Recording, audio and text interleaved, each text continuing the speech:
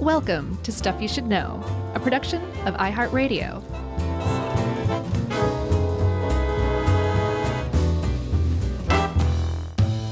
Hey, and welcome to the podcast. I'm Josh, and there's Jerry. Oh my gosh, there's Chuck. Sorry, Chuck. And this is Stuff You Should Know, and we're off to a weird start already. That's right. You forgot I was here. I don't know what happened. My efference copy's on the fritz. Hey, real quick before we get started, and this just hit me. I went to a work function yesterday wherein we celebrated Jonathan Strickland, still our colleague, but our old buddy from the old How Stuff Works early Stuff podcast days, who was the long time host of Tech Stuff. Yep. And he has hung up his tech boots to as far as hosting that show. He's still around and executive producing a slate of shows, but he decided not to host Tech Stuff any longer, and it was great seeing him. It's been quite a while, and he's doing great, and just hats off to Jonathan, and what a great body of work he's given the world over all those years. Yeah, he has, man. Hats off to you, John. You should be very proud. We're all proud of you for sure. But keep your head on, Strickland, because you got that bald head. We don't want it to get sunburned.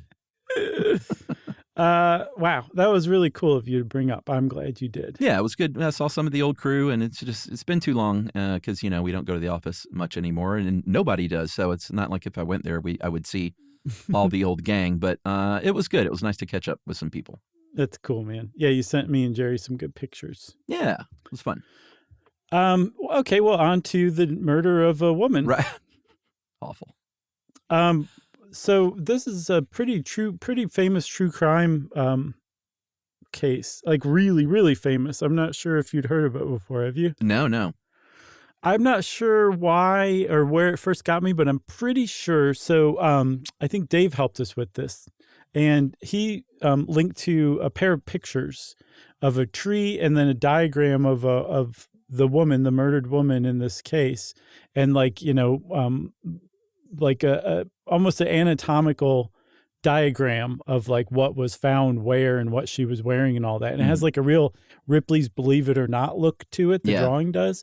And those things are as etched in my brain as pictures from like the Time Life Paranormal series. Oh, wow. From when I was a kid. So at some point I was exposed to this. So it's one of those things that I've always just kind of known about, but I didn't know any of the details really. And it's a truly fascinating case that I think one of the things that makes it appealing too is there's this level of the sense of like witchcraft or some sort of like pagan cults involved or something like that. And it turns out that that's not true. That's not the case.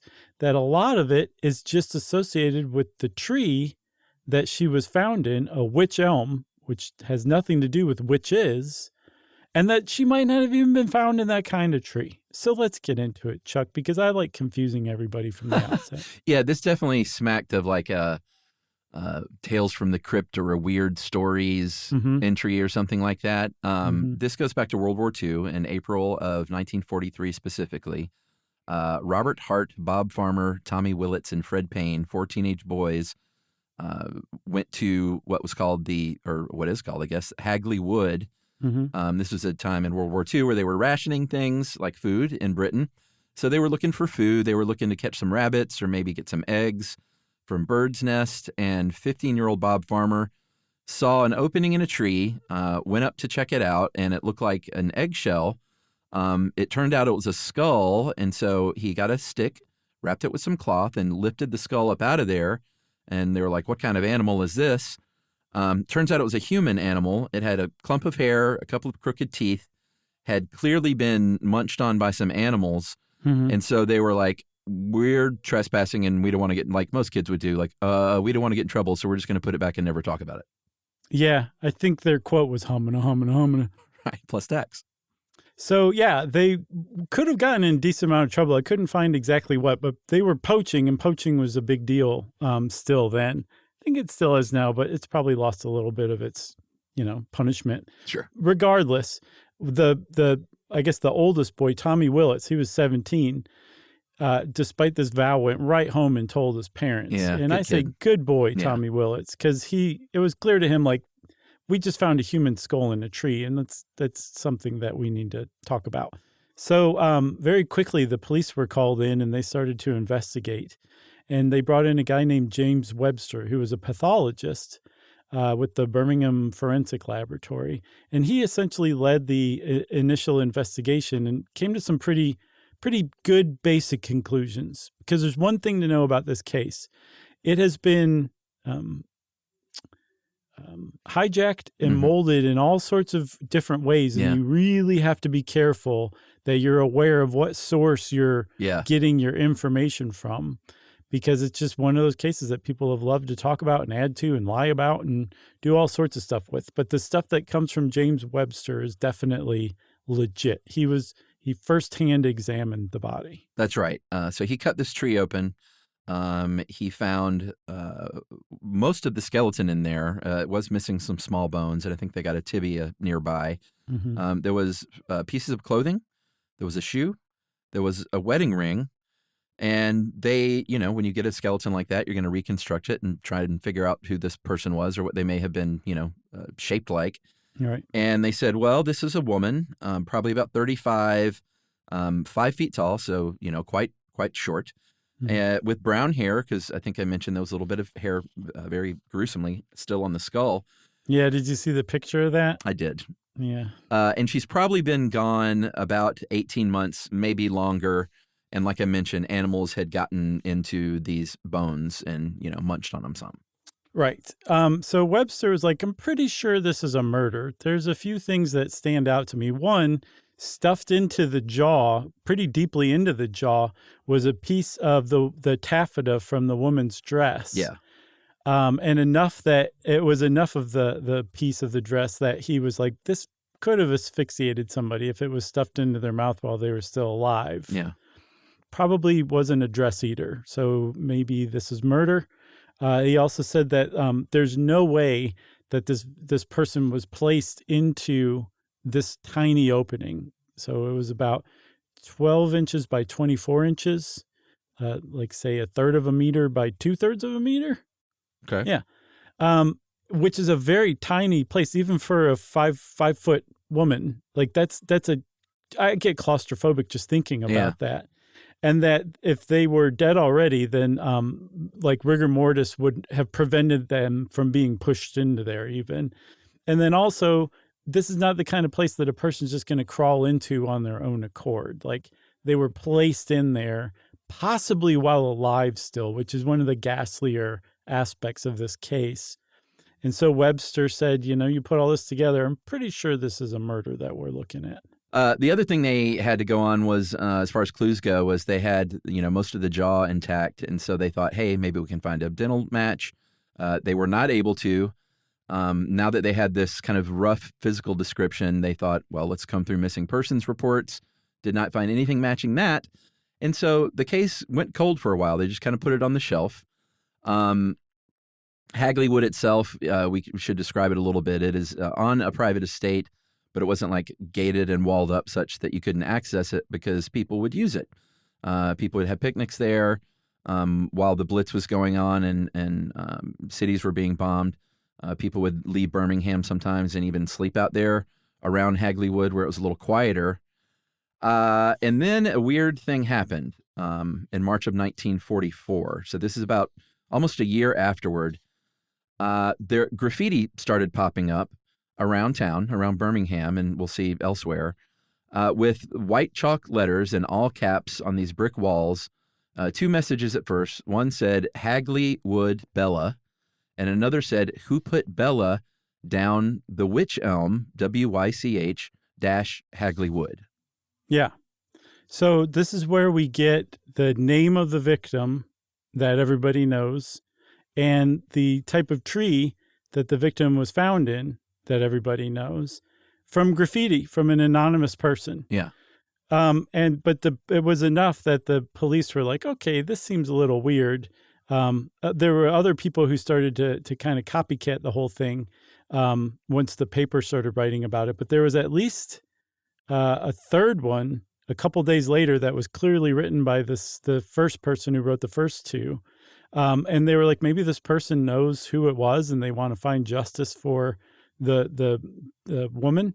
and they reopened the case. And this is, I mean, they'd already really extensively investigated, having like both jaws. They're like, great, we'll do dental records and we'll find who it is. Nothing matched. They tried to comb through all of the missing persons reports. No one matched. They, get this, Chuck, did you see that they investigated the shoe and got really far with it? They traced the shoe that they found with her back to the Waterfoot Company in Lancashire. Okay. And they traced down all but 6 of the owners of all but 6 of the pairs. They were sold in a market stall. So this wasn't like looking through the market's credit card receipts. They didn't have credit cards. No, like they really were doing some legwork here. And, hats off to them, because let's not forget, England was getting bombed almost nightly by the Luftwaffe. There was food rationing. There was a war on. Yeah. And they investigated this random, dead person that hard. And then they reopened the case. I'm just saying, I think they did a good job with what they were working with. Totally. And by the way, I don't know when credit cards came about, so maybe that's a good shorty. So if I'm wrong, I imagine they sprung from credit accounts, like with a store or something. Mm-hmm. Yep. But maybe we should do one on that. I bet it's Diners Club. I think it was Diners Club, in fact, with Telly Savalas. No, that was Players Club. Oh, yeah. Was it? Mm-hmm. Okay, because he was a player. Yeah, he was. Yeah, you noted some other graffitis. One of the ones that seemed to be from the same hand. This was in Halesowen, in another town nearby. This is different just because it had a different name. And this one said, who put Lubella, Luebella, Lubella, in the Wych Elm? And we mentioned that even though it seems like a copycat had done it because it was in different script, it just gave them another name to look for. And so they looked for Lubella as well and came up cold as well. Yes. Yeah, they looked for everybody. Bella, Lubella, Isabella, Lou Bega, everybody. And nothing came up, right? You never know when he's going to pop up on this show. No, you don't. That was one of the best pranks ever played on us. Pretty good. If you don't know what we're talking about, it's just an Easter egg, and listen to every episode and you'll learn. Yeah. Yeah. So the Wych Elm thing, for those of us who aren't familiar with British trees. Sure. The name Wych Elm does not mean witch, W-I-T-C-H. You spelled it before. It's W-Y-C-H. And it comes from an Old English word, maybe vis, W-I-C-E. And that means smooth or supple. And that describes the bark of a wych elm. Has nothing to do with witches. Witches are not associated with the wych elm. It's not even spelled the same. And yet, there's been an association with witchcraft and this case, at least in part because of that, even among Brits. Like, there was a folklorist and archaeologist named Margaret Murray who loved to spin a good yarn, and she was one of the first people to associate this case with witches and basically said witches killed this lady. Yeah, so she wrote a book, a prominent folklorist and archaeologist. She wrote a book, many books, but one of them was called The Witch Cult in Western Europe. So she was really into this thing and this kind of idea. And she had a theory that she had been promoting that European witches were in part of this ancient fertility cult where they had, sacrifices and things like that made. And she was there in Birmingham in 1945 investigating a different occult murder where a farmer had been killed through the chest and pinned down with a pitchfork. While she was there, she hears about Bella in the Wych Elm, and she's like, well, that's right up my alley. Mm-hmm. And very quickly was like, oh, well, this was clearly some kind of witchcraft occult sacrifice that happened because putting corpses in a tree is a form of ancient tree worship. And so that's obviously what happened here. Also, this severed hand that we found near the tree with the bones, I guess the hand bones, that's part of an ancient thing called a hand of glory, which you dug up some stuff on, which I thought was super interesting. Yeah, it's nothing like what it sounds like with Hand of Glory. Instead, it's an old burglar's superstition that you would take a severed hand and put a candle in it, like make it hold a candle, or you would basically attach candles to all 5 fingers, the tips of them, and then you'd light it. And if it stayed lit, then that meant that everybody in the house you were about to rob was asleep. If any of them went out, that meant that there was somebody still awake and you shouldn't rob that house. It had nothing to do with witchcraft. And then even more so, there was no hand found severed from the body. That doesn't appear in any of the initial police reports. Yeah. It's just it's a great example of the lies that came up. So to legitimize this idea that it was the hand of glory, somebody just said along the way, maybe even Margaret Murray, that the hand was severed and found at the trunk of the tree. And you will see that everywhere, even in ones that don't mention witchcraft. It's just, that's how cases like this just get, that's how they become unsolvable over time. But I mean, I guess it doesn't really matter, but for some reason, it's just always ticked me off. No, I get it. I don't know if you have your phone, but I just texted you a picture of, and I just want to shout it out because it looks so darn good on Etsy, a Hand of Glory candle. Oh, yeah. The company is Wailing Dip Candles, and it is a frighteningly realistic old hand with candle wicks coming out of each of the fingers and the thumb. I got to check this out. Let me go grab my phone.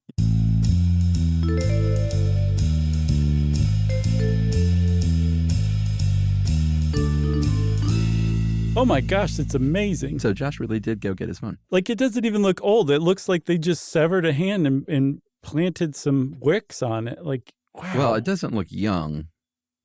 Well, okay, so it looks like an aged person's hand, but it's not like a mummified hand. No. It looks like a real hand, and I'm hoping we move these things. It's for this company. It's kind of pricey. It's $85, but I reckon if you amortize that over like 10 Halloweens, that's not too bad. It's like $8.50 a year to have a good spook. Yeah. I do feel like we need to change the name Hand of Glory, though. First of all, it doesn't make sense, and secondly, it really does sound dirty. Let's just be honest about it. Yeah. Unfortunately, attaching the word glory to other objects is just that's not so good. Yeah, that's true. Blaze of glory? Good. Yeah, just ask Jerry Jones. So the idea that it's witchcraft was, like we said, really just sort of invented by Margaret Murray, who happened to be there investigating another case altogether. Yeah, by the way, that was Charles Walton, who was murdered almost certainly by his employer in a raid. Yeah, that's right. So that wasn't witchy either. It was just like, I'm pitchforking your hay and I get mad at you, and so I'm going to kill you with the thing in my hand. Right. And you know what? Actually, we should probably take a break here. Oh, boy. Because we've been going for 19 minutes now, and it's kind of a good little cliffhanger. Okay. We'll be right back.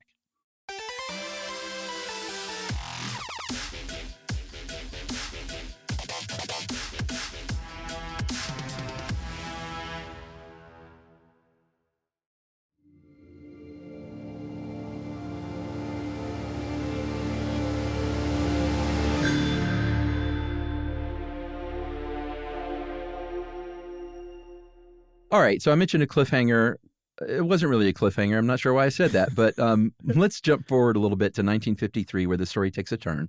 There was a journalist there named Wilfred Byford Jones. Apparently had a pen name that was Quaestor. It's basically, yeah. Quaestor. And you can see the A and the E joined too. Yeah, I could see that. But old Wilfred wrote a bunch of very speculative articles about Bella's murder, which only led to confusion and falsehoods. A lot of it had to do with witches, of course, and blaming stuff on the Romany people, what they called gypsies at the time, like coming through town, doing something like that. And all this to say, one of these stories was caught by a reader who wrote in to Byford Jones under the name of Anna of Claverley, and basically was like, I know the deal. I'll just read it real quick. Finish your articles, R.E. The Wych Elm Crimes. By all means, they are interesting to your readers, but you will never solve the mystery. The one person who could give you the answer is now beyond the jurisdiction of earthly courts, in other words, dead. The affair is closed and involves no witches, black magic, or moonlight rites. The only clues I can give you are that the person responsible for the crime died insane in 1942, and the victim was Dutch and arrived illegally in England about 1941. I have no wish to recall anymore. Right. And the police said, well, TS, because you're going to have a secret meeting with us. I guess they found Anna and like brought her in for an interview. Yeah, and Anna's name was Una Mossop, and she eventually became Una Hainsworth, but during the time of the murder, she was married to a guy named Jack Mossop. And I saw alternatively that he worked in a local munitions factory, or that he was a RAF instructor, or that he worked in a factory building plane engines. Regardless, he existed. He was married to Una, and Una told the story to the cops that one night Jack brought home a friend named Van Ralt, a Dutchman, and that apparently at some point Jack admitted to Una that he was on Van Ralt's payroll, and Van Ralt was a spy for the Nazis. And apparently Jack was feeding him information about local factories and stuff to help the Luftwaffe plan their bombings. Right. So Jack was a real grade A bastard as far as things went, because he traded his country in for some spending money. Right. And Una said one day Jack came home in March or April of 1941, came home late. He was drunk, but he was super agitated. Right. Said, pale as a ghost. He said he'd been at a pub with Van Ralt and what he called a Dutch piece, who was this Dutch woman. I didn't know they used that kind of language back then. Or maybe it meant something else. I have no idea. But those were the words that he used. And then he said things got awkward. We can just chalk that up to understatement of the year. Yeah. She, I guess, was also drunk, passed out in Van Ralt's car. And Van Ralt, supposedly, as this story goes, had a very strange idea, was, hey, let's go stick this woman in that tree and she'll sober up in the morning and come to her senses. And Jack, apparently, Una said, was never the same. He started drinking more and more, quit working, still had this money. But eventually Una said, I'm out of here and I'm leaving you. I'm taking our kid. She saw him again about a year later in 1942 when he was really coming apart at the seams, saying that he keeps seeing this woman in his mind in the tree. She was leering at him, and he was eventually committed to a mental hospital where he died about 8 months before Bella's body was discovered. Yeah, he died of, as far as his death certificate is concerned, a combination of cerebral softening, myocardial degeneration, chronic nephritis, and acute something insanity. I can't even remember my own abbreviation. Okay. But you put those together and that guy is like dead. So Una's story sounded like this actually all makes sense. From what I can tell, she provided information that you wouldn't have just been able to glean from the papers. And what's more, she didn't really have much to gain. No. She wrote in anonymously and resisted coming forward. So it wasn't like she was a publicity hound. It'd be a weird thing to make up. She would be like a mastermind attention getter to really like, yes, it would be a weird thing to say, to make up, right? Yeah, I mean, it's a weird thing to do, to have that idea, like, hey, let's go stuff that woman in a tree. I mean, it's gotcha. Beyond no, that's weird. And then it's a weird thing for that not to have happened and for this woman to sort of invent it. It's all just beyond the pale. Exactly. One of the things is, though, is so like if this was a joke, what tree? How did Van Ralt know that tree was there in the first place and that it had this 12 by 24, space in it? The thing is, this is far and away the most legitimate explanation for what happened. This is an unsolved case. It's an unsolved mystery. But for my money, like, this is as close as we're ever going to get. No, I agree. Cops obviously searched for Van Ralt. They searched for, records-wise, a Dutch national who may have fit the description that Una gave. But it went cold yet again. And then we flash forward to 1968. There's a writer named Donald McCormick who picked up the case for a book he was writing called Murder by Witchcraft. And this is when this guy doesn't have a very good reputation as a writer, because it seems like he would just, they called him a fantasy historian. Like, he would just make stuff up, make a lot of weird claims and theories. He would say things like, I was able to interview someone exclusively who was anonymous and that no one else could talk to. And here is that interview. And in this case, he said, this interview that I got with this guy that no one else knows about or will talk to and who shall remain anonymous was a former Nazi spy recruiter hiding in Paraguay. And Bella was a Dutch-born German spy named Clarabella. And I've even got Nazi intelligence files on this. I'm not going to show you, but it says that she parachuted into Birmingham in March or April 1941, so the timeline fits. And she happened to look just exactly like who was described by Una. Yeah, so Dave points out that this guy had a habit of making his puzzle pieces fit together a little too neatly. Yeah. So essentially he found out about Una Mossop's story and decided to make it real by corroborating it with his imagination. His book, though, is the book that we get the very famous pictures that I was familiar with that caught my attention as a kid. But it's really important to point out here, the tree that he shows is not the tree that she was found in. You said toward the beginning of the episode that the cops chopped that tree down to look for more evidence. So that tree doesn't exist anymore.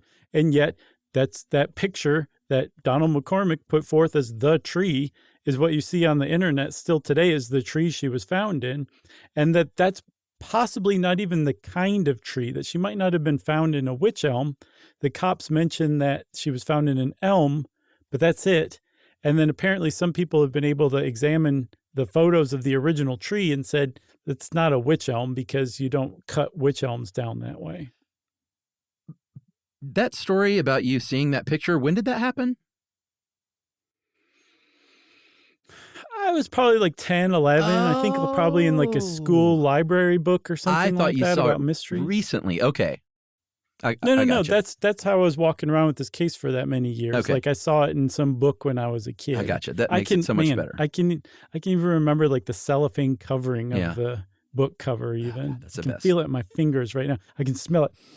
It smells awful. That makes much more sense because you were talking in those sort of ways about it, and I thought it was recent, and I was like, that's a weird nostalgia for something that happened a few weeks ago. Right. It makes me nostalgic for yesterday. I can still remember that moment in December. Right. No, not like that. I gotcha. Little kid stuff. All right. So that's that book aside. Another twist came in 2013. The Independent ran a story about Bella connecting it to a spy named Josef Jakobs, who's a German spy who evidently parachuted into a field near Cambridge in February 1941, got hurt really badly, could not walk, fired his pistol in the air to attract some help, ideally. And then said, "Hey, fuzz." Yeah, so the cops come, and he's in police custody. He has a wireless transmitter, a fake ID, almost 500 pounds in cash, but also a headshot, a photograph of a woman, but like a professional headshot of this, attractive, smiling woman. And on the back of it, in English, it said, "My dear, I love you forever. Your Clara Landau, July 1940. Okay, yeah. So there's a lot that's weird about this. So Clara Landau, this picture of Clara Landau was actually a picture of Clara Bowerly, who was a well-known, I saw her described as a movie star, but at least a movie actress and a cabaret singer, a German. Lily von Stupp. And so, yeah, exactly. I think that's almost exactly who this could have been based on. She was apparently, as far as Josef Jakobs has said to MI5 in multiple interviews, that this was his mistress, that they met in Berlin. Bowerly was singing with a group called the Bernard Edda Orchestra. That just goes to show you Dave's dedication to research. Yeah.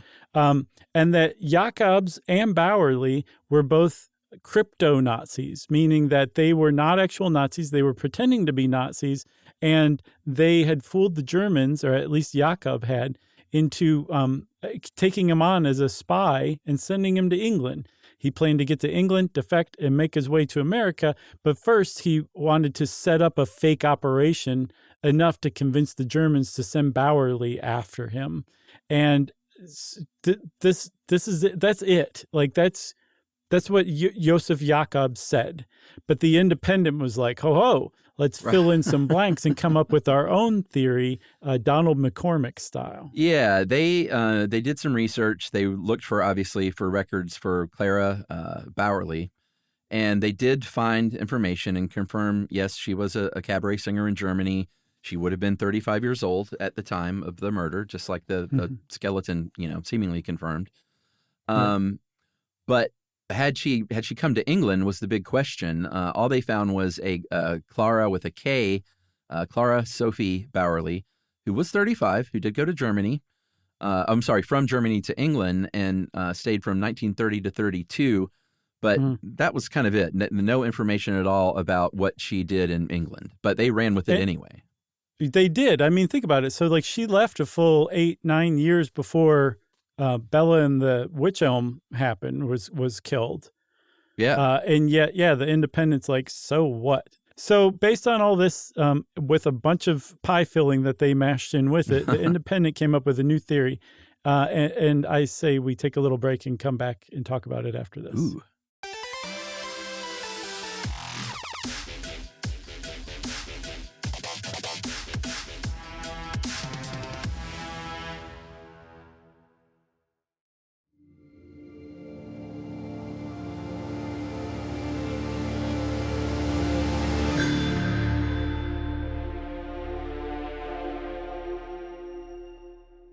So, like I was saying, the Independent came up with their own pet theory for the Bella and the Wych Elm case, and what they said was, okay, so Clara Bowerly, had come to England in the 30s and was a performer, a cabaret singer here as well as in Germany, and that she became known as Clara Bella. Like maybe this is a stage name she adopted or something like that, but it was a mashup of her name, Clara Bowerly, and that was the foundation that they based everything else on. Yeah.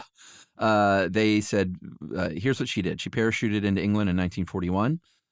She was, trying to catch up with her parachuting boyfriend, Joseph Jacobs, and they thought that was the only way to get into a country, I guess, to drop into the middle of a field. And they said, hey, what if this Clara who was in that tree, who was killed by Van Ralt? We think that's who was in the Wych Elm, and that graffiti artist had to have known that Clarabella or Bella was her name and tried to get justice for this murder. Right. And they walked away like this. Yeah. Could you hear that? Did that come through? Yeah, I think so. So, so there's some problems with this theory. Number one, Clara Bowerly was not 5 feet tall. She was approaching 6 feet tall. That's the biggest problem with this, right? That's a pretty big problem. I would say that there's an even bigger problem than this, and that is that she died a full year after Bella did in a German hospital of a barbiturate overdose. Yeah, those two very large problems with this story that did not keep them from running the story. No, and this is 2013. This isn't the Independent, decades ago. This was, well, I guess a decade ago, but still, it was recent enough that they should know better than making up basically new theories and printing them as if they're basically fact. So one of the good things that came out of this was of Joseph Jacobs being brought into this case, although just totally, that was the Independent that did that. That was, he was not mentioned, that he was not tangential to the case. He had nothing to do with it, basically. But his granddaughter, Giselle K. Jacobs, or Jacobs, I'm not sure which one she goes by. She has a PhD in ancient history, so she knows about being a historian, and she's applied some of that to the Bella and the Wych Elm case on a website called josefjacobs.info, and it is very well researched and well written information about this case. So if you're interested in it at all, go check that out. Yeah, finally, which is great. If you were wondering about DNA, sometimes they can, find DNA on old stuff. But everything has been lost, apparently. Everything was being passed around and moved around in different boxes in different labs. And this is in the 1940s and 50s. And no one knows if it even exists at all anymore, or if it's, hidden away besides the Ark of the Covenant in some warehouse or something. It's possible that someone will find it at some point, Yeah, it might still be out there, or it could have been lost or a building could have burned down. Like, who knows? Like our lost episode, Jerry has no idea. No idea. Where it That's went. gone for good. Yeah. That's not in any warehouse anywhere. No, which is probably a good thing. And now we'll wrap up this episode with 5 minutes on the ancient woodland management technique of coppicing. Very funny. You got anything else? I have nothing else. Well, go forth if this floated your boat and read more about Bella and the Wych Elm, the case. Just be wary of where your information's from. And there's a lot more to it. There's a lot more out there to read. How about that? And in the meantime, it's time for listener mail. I'm going to read this and preface it with, we got quite a few emails. Remember when you tied John Williams, Star Wars people are going to be so mad. Is it Darth Vader's theme or the Imperial Death March? One of those? Imperial something or other, sure. Something like that. You tied that to, who was it? Bach? I don't remember. Chopin's Funeral March, and I stand by it. That's right. And we got quite a few music people that wrote in and were, gave us the old, hey, well, actually, these differences here and there and here and there. Fair enough. Not knocking those people for knowing much more about that kind of thing than us. Mm-hmm. You just know what your ears told you. Well, also, I called up John Williams, and he was like, yep, I love that Funeral March. Keep up the good work, boys. He wrote our theme song, too, by the way. Sure. No one knows that. No. But this is from Lad, who gets your back. Hey, guys, hope all is well. Finally, somebody said it. Josh. John Williams likes to borrow heavily from classic works. Please listen to Le Sacre du Printemps, The Rite of Spring by Stravinsky, and you will hear the theme from Jaws, as well as many other hits that Mr. Williams has taken on loan. Not saying he hasn't done a lot for the genre, but if this is a sampling issue, he'd be paying a lot of money to those composers. Keep up the work and stay sexy, and that is from Lad. Thanks, Lad. Appreciate that. Loved your turn as the little kid in Lost Boys. Yeah, and I, by the way, we watched The Lost Boys with Ruby the other night. What'd she think? That's her second sort of adult movie in a row after Terminator 2. She loved it. I looked it up beforehand. I was like, surely Lost Boys has some gratuitous nudity or some awful, sexy stuff. And it really doesn't. It's some kind of gruesome stuff, but she's totally good with that. And a little bit of language, and she knows all that stuff. Sure. And she really dug The Lost Boys because she likes all that spooky, witchy stuff. Yeah, it's a really good movie. And it was pretty fun. It holds up in the way that 80s movies like that hold up. Yeah, it definitely did. I saw it not too long ago and was like, this is, like I said it before, I'll say it again. It's a good movie. Yeah, agreed. Well, thanks a lot, Lad, again. I appreciate being backed up. That was very refreshing. And if you want to be like Lad and back me up about some stand I took that everybody tried to shout me down on, and I said, no, I'm not going to be shouted down. They're like, yes, you are. And I said, no, I'm not. And then it just kind of hung out there until you email in. We love that kind of thing. You can send us that email to stuffpodcast@iheartradio.com. Stuff You Should Know is a production of iHeartRadio. For more podcasts from iHeartRadio, visit the iHeartRadio app, Apple Podcasts, or wherever you listen to your favorite shows.